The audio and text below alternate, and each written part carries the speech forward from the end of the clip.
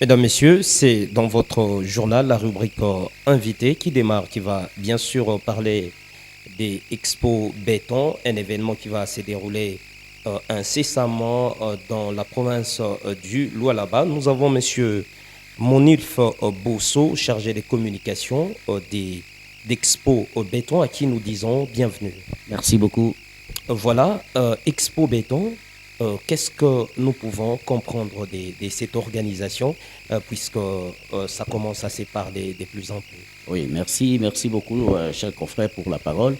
Expo Béton, c'est un salon de développement des villes, des corridors de développement et des zones spéciales, et des zones économiques spéciales. Voilà, c'est ça, un salon de développement des villes, comme je l'ai dit. Et ça a pris, c'est né depuis 2014, ça fait 9 ans jour pour jour. Et cette fois-ci, nous sommes à la 7e édition, simplement parce que quand il y a eu Covid, nous avons manqué 2 ans parce qu'on ne pouvait pas réunir les gens. Et cette fois-ci, on s'est décidé. Pour des raisons de distanciation physique. Tout à fait, parce qu'avec cette maladie qui a emporté beaucoup d'entre nous, donc on ne pouvait pas réunir les gens. C'est ainsi que cette fois-ci, on a repris, la 6e édition a eu lieu, bien sûr, à Kinshasa. C'était toujours sous le haut patronat du chef de l'État, Félix Antoine Tshisekedi, qui était là personnellement.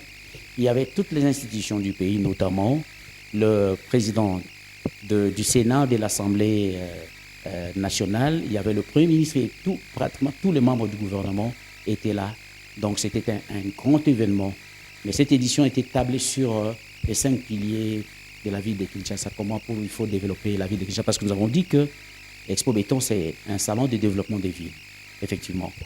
Bon, cette fois-ci, pour une première fois, pour la 7e édition, nous avons décidé de pouvoir la délocaliser. Mais pourquoi d'abord le pourquoi du choix de la province du Lualaba, précisément dans la ville des Kolwezi? C'est quoi les motivations? Bon, voilà la motivation. D'abord, nous commençons par les thèmes. Vous savez que les thèmes cette année ici, c'est Kolwezi, Lualaba, Eldorado du corridor sud de la RDC SADC. OK? Alors, si on a choisi l'écologie, c'est qu'il y a un problème, effectivement. Donc, puisqu'on parle de développement de villes, si vous arrivez aujourd'hui à Kolwezi, vous verrez que c'est une ville qui est en train d'être construite. Et la ville s'est construite avec... En tout cas, je dirais que ce sont les habitants de la ville qui sont en train de construire leur ville. Et vous savez que pour le cas d'écologie, on ne peut pas la construire de cette manière-là. Il faut qu'il y ait une expertise avérée, justement, parce qu'il y a un problème.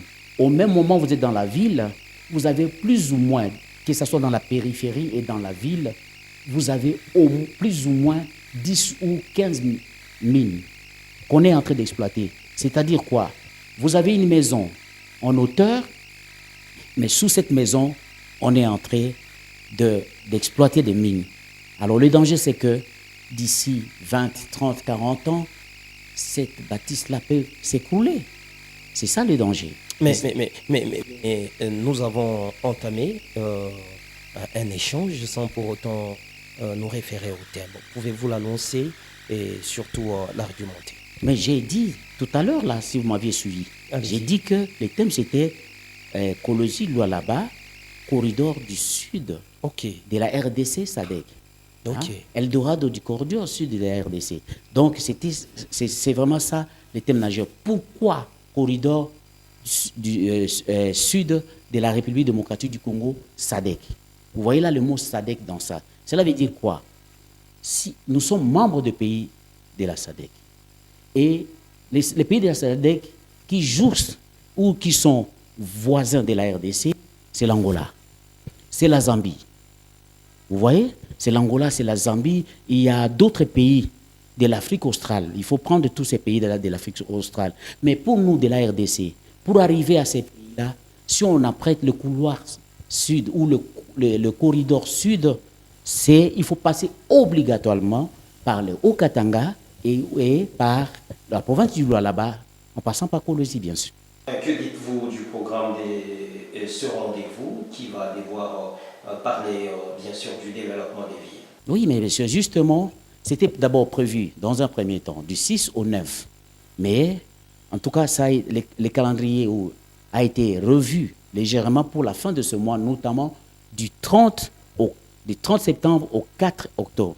Pourquoi? Parce qu'il y a eu des très fortes demandes des partenaires qui ont bien voulu, en tout cas, participer à ces 7e salons qui drainent des personnes, des experts. Vous avez là, dans Expo Béton, vous trouverez des architectes, vous trouverez des urbanistes, vous trouverez des environnementalistes. Bien sûr, il y a les financiers, il y a les banquiers, il y a les décideurs politiques, il y a les opérateurs économiques. Vous les trouverez, les exposants, tous ces gens-là seront là. Donc, on va cogiter pour voir comment est-ce qu'on peut développer ces corridors sud, qui n'est autre que Kolwezi. Cette fois-là, on a pris cette partie-là. Et qui dit salon de développement des villes, mais une ville ne se construit pas n'importe comment. Il y a des normes qu'il faut respecter, surtout pour ce qui est des cas de Kolwezi. Je vous ai dit, je prendrai Kolwezi comme le Japon. Le Japon, c'est les volcans. Le Japon, c'est les tremblements de terre. Mais aujourd'hui, ça peut être un tremblement de terre de très forte magnitude, mais les maisons ne s'écroulent pas. Pourquoi? Parce qu'on a tenu compte des normes pour justement tout à fait l'habitat.